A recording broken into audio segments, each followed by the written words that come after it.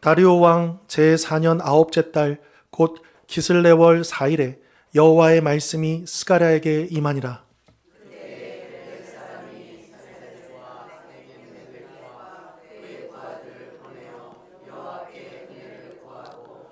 만군의 여호와의 전에 있는 제사장들과 선지자들에게 물어 이르되 내가 여러 해 동안 행한 대로 5월 중에 울며 근신하리까 하매 온 땅의 백성과 제사장들에게 이르라. 너희가 70년 동안 다섯째 달과 일곱째 달에 금식하고 애통하였거니와 그 금식이 나를 위하여 한 것이냐.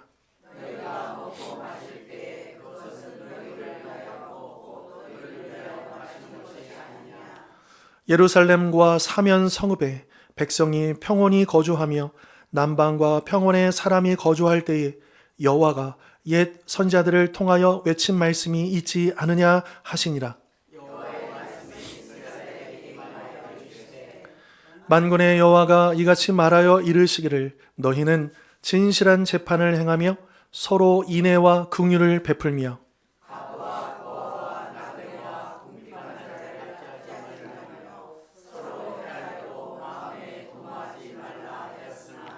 그들이 듣기를 싫어하여 등을 돌리며 듣지 아니하려고 귀를 막으며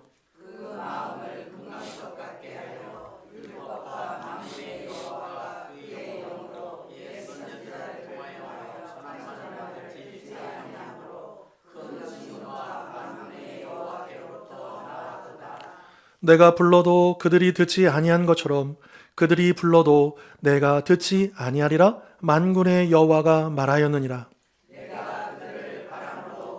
알지 못하던 여러 나라에 흩었느니라. 그 후에 이 땅이 황폐하여 오고 가는 사람이 없었나니 이는 그들이 아름다운 땅을 황폐하게 하였음이니라 하시니라. 아멘. 혹시 벽돌 한 장 한 장으로 이렇게 담을 쌓아본 적 혹은 그 담을 쌓는 것을 보신 적이 있으십니까? 예, 근데 우리가 생각할 때는 그냥 이거 뭐 툭툭툭툭 쌓으면 되는 거 아닌가 이런 생각이 드실 텐데요. 근데 그냥 대충 이렇게 뭐 큰 건물은 말할 것도 없고 조그만 담벼락 하나도요. 그 벽돌 한 장 한 장을 그냥 대충 올리는 게 아닙니다. 만약에 이게 수평이 안 맞아 버리면요. 이게 그냥 무너져 버리는 거죠. 그러니까 한 장 한 장 쌓고 그 다음에 쌓을 때는 또 이렇게 수평을 꼭 재보고 그렇게 올려야 한다라고 하는 겁니다. 그런데 1층을 쌓은 다음에 수평을 맞춰보니까 이거 됐네? 그래서 2층에는 또 그냥 쌓고 3층 쌓고 그러면 또 안 됩니다. 매번마다 계속해서 이 수평이 맞는지 사실은 또 이제 수지까지 봐야 되거든요. 그래서 요 수평을 계속 확인하면서 그래야 한 층 한 층 그 담벼락을 쌓을 수 있다라고 하는 거죠. 자, 그런데 우리의 신앙생활도 이와 같다라고 하는 겁니다. 그러니까 하나님의 그 기준에 우리 신앙생활을 계속 맞춰 보아야 한다는 거예요. 그러나 안타깝게도 여러 가지 그런 저런 이유로 그 과정이 무시되거나 생략이 됩니다. 특별히 하나님의 뜻보다 내 생각이 앞설 때 그런 경우가 많다라고 하는 거죠. 아까도 말씀드렸듯이 이 담을 쌓을 때 계속해서 그 수평을 확인해야 되는 것처럼 무엇이 중요한지 겸손하게 늘 항상 우리 주님께 묻고 우리 자신을 돌아봐야 한다라고 하는 것이죠. 그런데 사실 그것이 쉽지만은 않습니다. 그래서 신앙생활을 악기에 조율하는 것에 비유하기도 합니다. 여러분 특별히 뭐 바이올린이나 뭐 기타나 현악기들 있잖아요. 근데 그 줄이 이거를 이렇게 조율을 해야 돼요. 만약에 조율을 하지 않아요? 그러면 이상한 소리가 납니다. 근데 한 번 조율을 했다고 해서 또 되는 게 아니에요. 또 막 연주를 하다 보면 줄이 풀리거나 땡땡해지거나 뭐 이러기 때문에 또 중간중간에 또 그 음을 잘 맞추어야 한다라고 하는 것입니다. 이렇듯 매번 이 악기에 조율을 하듯이 우리도 신앙생활 중에 하나님의 의도에서 벗어나지 않도록 우리 신앙을 조율하는 노력이 필요하다라고 하는 것이죠. 그런데 그런 노력은 하지 않은 채 너무나도 쉽게 하나님의 기준에서 벗어나서 불협화음을 내는 경우가 참 많다라고 하는 것이죠. 이런 경우가 오늘 본문 말씀에도 여지없이 드러나고 있습니다. 오늘 본문의 배경은 이렇습니다. 다리오 왕 제2년, 4년입니다. 이스라엘 백성들이 바벨론 포로에 돌아와서 무너졌던 성전을 다시 짓고 있었던 때죠.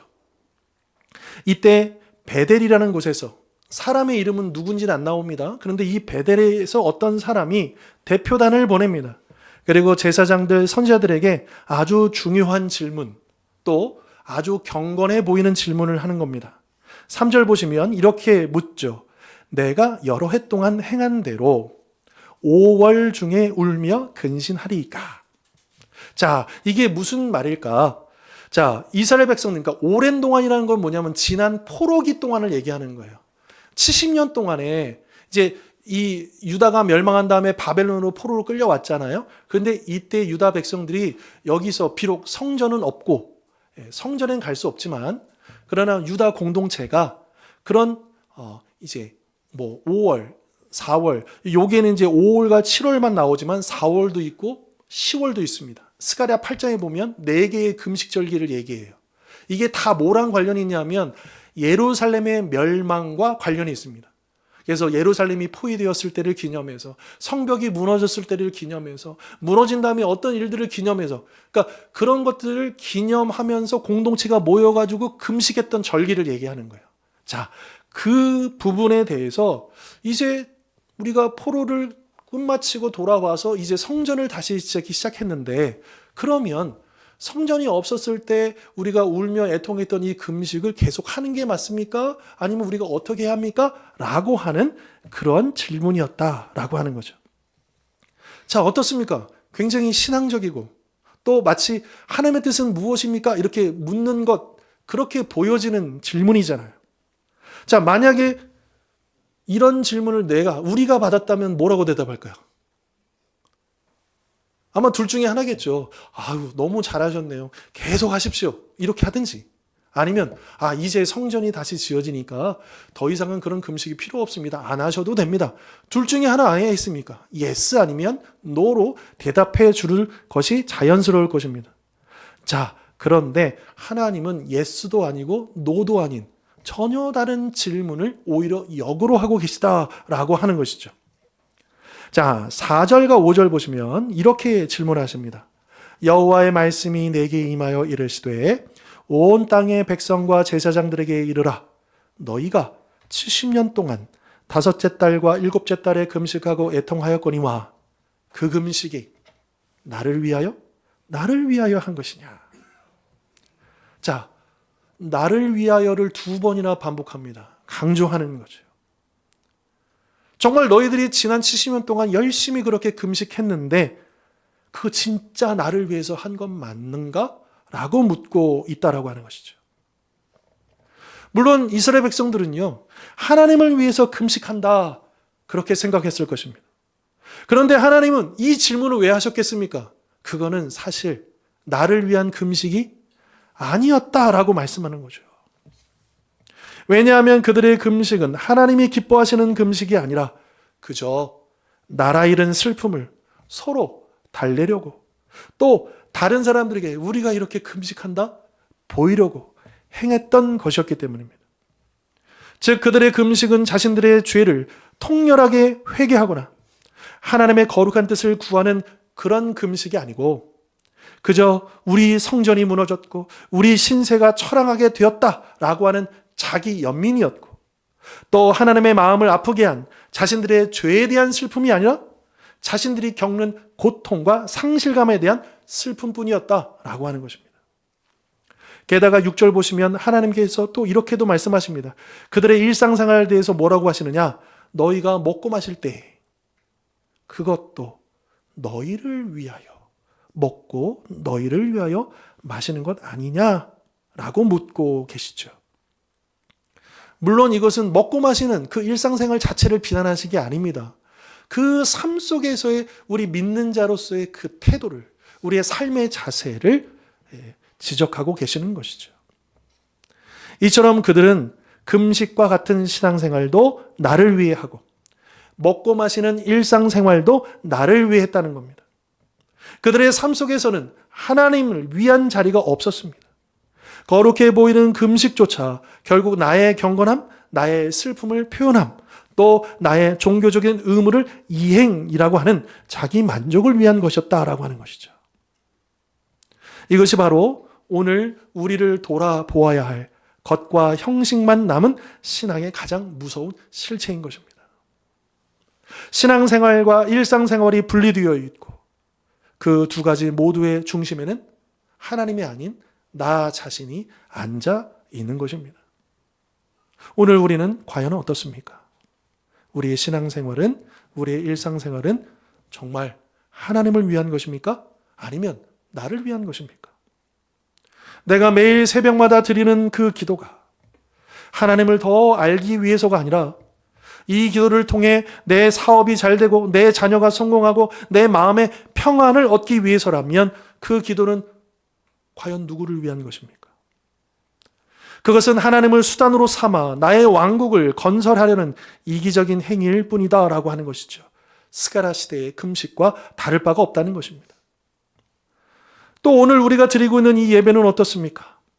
하나님, 이 예배를 받아 주옵소서, 홀로 영광 받아 주옵소서, 그런 마음으로 이 예배를 드리고 계십니까? 아니면 오늘 목사님 설교가 은혜로워할 텐데, 오늘 찬양이 내 마음에 감동을 줘야 할 텐데 내가 받을 은혜에만 집중하고 있지는 않습니까? 또 교회에서 하는 봉사는 어떻습니까? 하나님 나라를 세우기 위해 누가 알아주지 않아도 묵묵히 그 자리를 지키며 섬기는 것입니까? 아니면 사람들에게 보이고자 함, 인정받고자 함을 또한 염두하면서 나의 만족과 다른 사람의 인정을 얻기 위한 그런 봉사는 아니지 않습니까? 하나님은 오늘 우리들에게도 스가랴 시대의 백성들과 똑같이 물으십니다. 너가 드리는 그 예배, 너가 하는 그 기도, 너가 하는 그 봉사, 그거 진짜 나를 위하여 하는 것이냐? 이렇게 묻고 계시는 것이죠. 그렇다면 하나님이 진정 원하시는 것은 무엇일까요? 종교적인 열심, 금식, 예배가 아니라면 하나님은 도대체 우리에게 무엇을 원하시는 것일까요? 하나님은 8절부터 10절까지 그들이 이미 알고 있었던, 하지만 듣기 싫었던 것을 다시 말씀해 주십니다. 이것은 새로운 계명이, 새로운 뜻이, 새로운 말씀이 아니라는 겁니다. 7절에서 말씀하듯이 이미 옛 선자를 통해서 수백 년 동안 그들에게 외쳤던 하나님의 마음이었던 것이죠. 하나님이 진짜 원하시는 것, 그것은 바로 이것입니다. 9절, 10절 우리 다 함께 읽어보겠습니다. 9절입니다. 만군의 시작.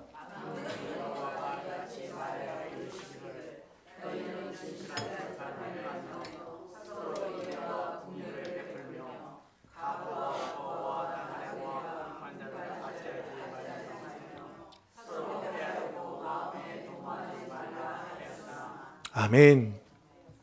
자, 이 말씀에서 우리가 알 수 있는 것은 하나님이 원하시는 것은 금식이라는 종교의식이 아니라 삶 그 자체라는 것입니다. 일상 속에서 정직하고 올바르게 행하라는 것이죠.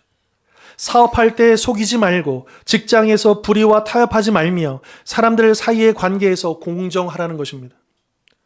우리가 서로를 향해 그저 감정적인 동정이 아니라 진심으로 불쌍히 여기고 그 사랑을 실제로 베풀라는 것입니다. 특별히 과부와 고아와 나그네와 궁핍한 자를 압제하지 말라라고 하십니다. 이들은 우리가 잘 알고 있듯이 이 당시에 가장 힘이 없고 목소리를 낼 수 없으며 누구의 보호도 받지 못하는 사회적인 약자들인 것이죠. 하나님은 내가 바로 이들의 편이다. 너희가 정말 나를 위해 신앙생활을 한다면, 일상생활을 그렇게 한다면 너희도 이들 편에 서야 한다라고 말씀하고 계시는 것입니다. 또 서로 해하려고 마음에 도모하지 말라고도 하십니다. 이것은 비단 행동만이 아니라 우리 마음의 중심을 보시는 말씀인 것이죠.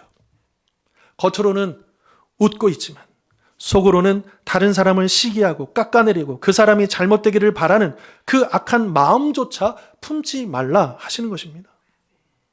이것이 바로 하나님이 지난 70년 동안의 금식보다 더 원하셨던 진짜 예배였던 것이죠. 베델에서 온 사람들은 금식을 하느냐 마느냐 이것을 묻고 있는데 하나님은 당신이 진정 원하시는 삶의 모습을 강조하고 있다라고 하는 것입니다. 이 형식적인 신앙은요, 이 금식의 시기, 금식의 방법에 관심이 있습니다. 그런데 하나님의 관심은 어디 있느냐? 왜 금식하려고 하느냐? 그 동기와 목적에 관심이 있으시다라고 하는 거죠. 그러니까 지금 이 베델 사람들의 이 생각과 하나님의 마음과 이게 맞지를 않는 거예요. 오늘 우리도 동일한 문제를 가지고 살아가고 있지 않습니까? 하나님을 믿는다 하면서도 우리의 말과 행동은 늘 이기적이고 자기 마음대로입니다. 내가 원하는 것을 하는 것이지 하나님의 마음, 하나님의 그 뜻에는 그다지 관심이 없습니다. 사실 성경에는요, 이러한 사례들이 무수하게 수도 없이 등장합니다. 왜요?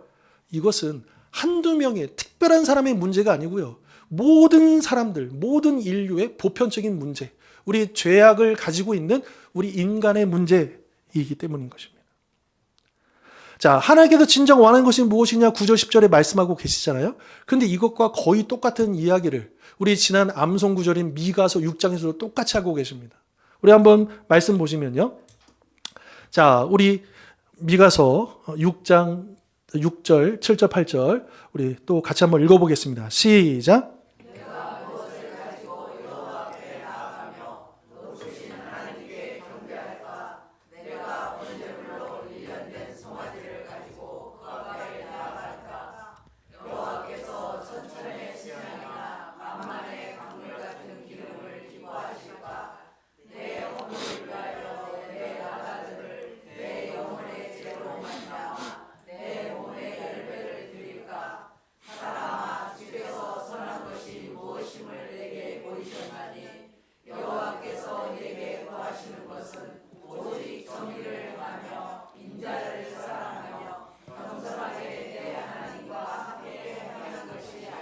아멘.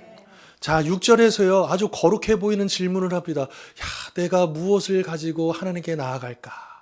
그러니까 이 당시에는 제사를 드리러 나가는 거잖아요. 그러니까, 야, 그러면 내가 준비한 이 많은 재물들, 천천의 수양, 만만의 강물 같은 기름, 심지어 무엇까지 언급합니까? 맏아들과 자기 자신까지요. 자, 그런데 이 질문은 하나님이 내가 원하는 바를 이루어 주시기를 바라는 그런 욕심을 담고 있다라고 하는 것입니다. 어떻게 하면, 어떤 재물을 드리며, 어떤 노력을 하면, 어떤 지극정성을 우리가 행하면 하나님을 움직일 수 있을까라고 하는 마음이 숨어 있다라고 하는 것입니다. 하지만 성경은 내가 무엇을 가지고 하나님께 나아가느냐라고 하는 이 질문에 대해서 뭐라고 답하느냐? 하나님께서, 여호와께서 구하시는 것은 완전히 다르다라고 단호하게 대답합니다. 하나님이 원하시는 것은 형식적인 예배의 행위나 그럴싸한 제물이 아니라 진실하고 정의롭게 살면서 겸손하게 자비롭게 행동하는 것이다 라고 하는 것이죠. 그런데 왜 이스라엘 백성들은 이토록 분명한 하나님의 뜻을 행하지 못했을까요? 왜 그들은 공의와 사랑 대신에 금식과 같은 그 형식에만 매달렸을까요? 11절, 12절이 그 이유를 말씀해 주고 있습니다. 11절, 그들이 듣기를 싫어하여 등을 돌리며 듣지 않으려고 귀를 막으며 그 마음을 금강석 같게 하여 율법과 만군의 여호와가 그의 영으로 옛 선지자들을 통하여 전한 말을 듣지 아니하므로.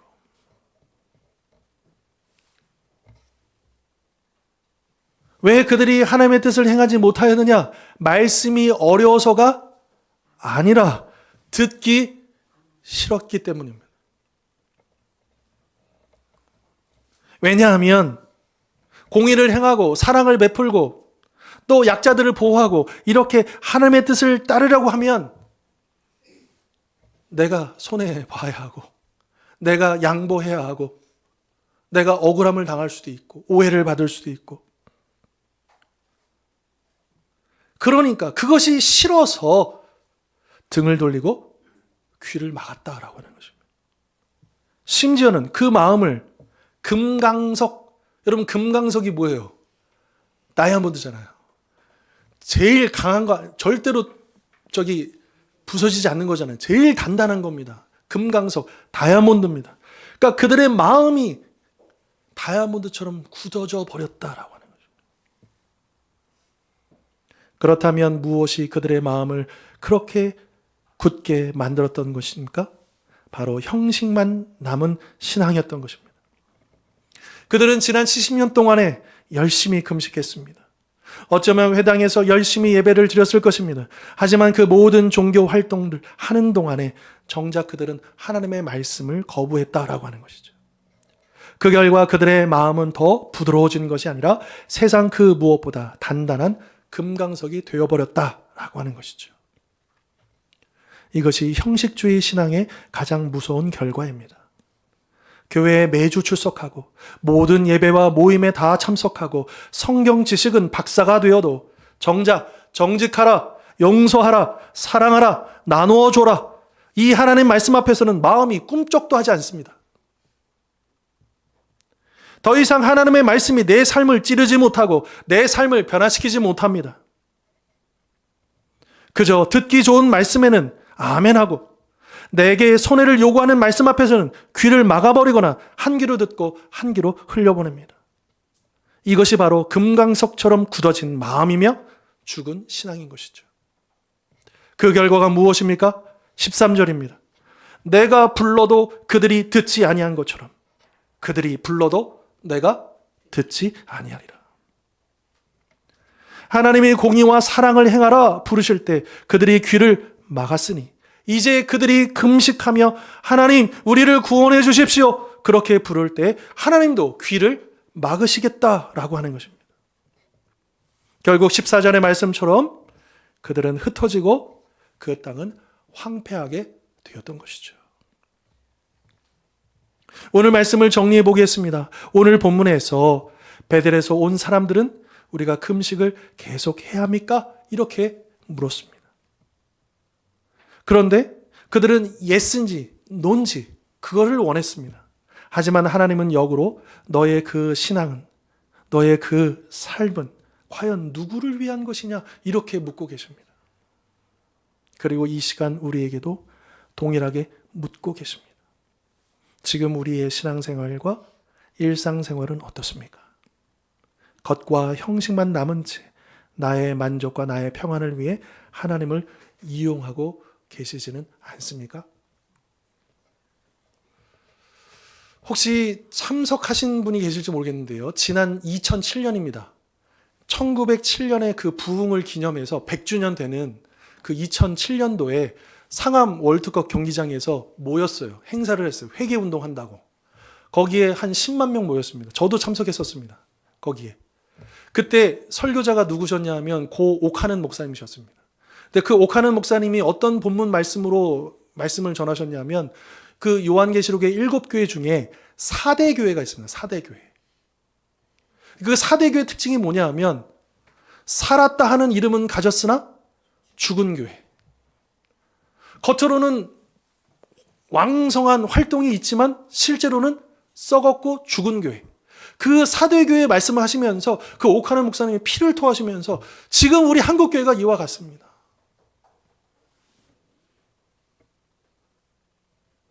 여러분 사실 그 1907년의 부흥을 우리가 다시 한번 리바이벌, 다시 부흥을 일으키자. 근데 이게 부흥이 우리가 원하는 바인데 사실은 여러분 그 진정한 회개가 없이 진정한 하나님의 뜻에 대한 받침이 없이 어떻게 부흥이 일어날 수 있겠습니까? 사실 부흥을 우리가 만들어낼 수도 없는 것이고요. 사실 저도 그 자리에 참석하면서 고민이 들었어요. 이게 무슨 의미가 있을까? 이미 벌써 2007년도 그 당시에도 우리 한국교회는 이미 마음이 굳어져 있는 상태입니다. 바뀌지 않습니다. 하나님의 뜻은 이렇게 분명한데 공의롭지 않고 인자와 자비를 베풀지 않고 형식과 경건과 전통만이 이어져 오는 그런 굳어져 있는 모습들을 저는 느꼈기 때문에 너무나도 마음 아팠고 또 그 설교를 들으면서 다시 한 번 더 그렇습니다. 우리가 겉은 살아있는 이름은 가졌지만 죽은 교회가 맞습니다. 그렇게 회개하면서 우리를 용서해 달라고 그렇게 기도했던 경험이 또 그 기억이 납니다. 하나님이 지금 우리의 각각을 보시면서 뭐라고 하실까요? 우리는 하나님 앞에서 과연 어떤 모습으로 서 있습니까? 이제 나를 위한 신앙을 버리고 하나님을 위한 신앙으로 돌아가야 합니다. 나를 위해 은혜 받는 예배가 아니라 하나님을 위해 나의 삶을 드리는 예배가 되어야 합니다. 나의 만족을 위해 하는 봉사가 아니라 하나님의 뜻을 이루기 위한 묵묵히 섬기는 봉사가 되어야 합니다. 나의 소원을 이루기 위한 기도가 아니라 하나님의 나라와 그 의를 구하는 기도가 되어야 하는 것이죠. 그러므로 오늘 주신 이 말씀처럼 나를 위해서가 아니라 하나님을 위해서 날마다 진실하고 거룩하게 나누고 베풀고 섬기며 살아가기를 힘쓰는 우리 모든 성도님들 되실 수 있기를 주님의 이름으로 축원합니다. 기도하겠습니다.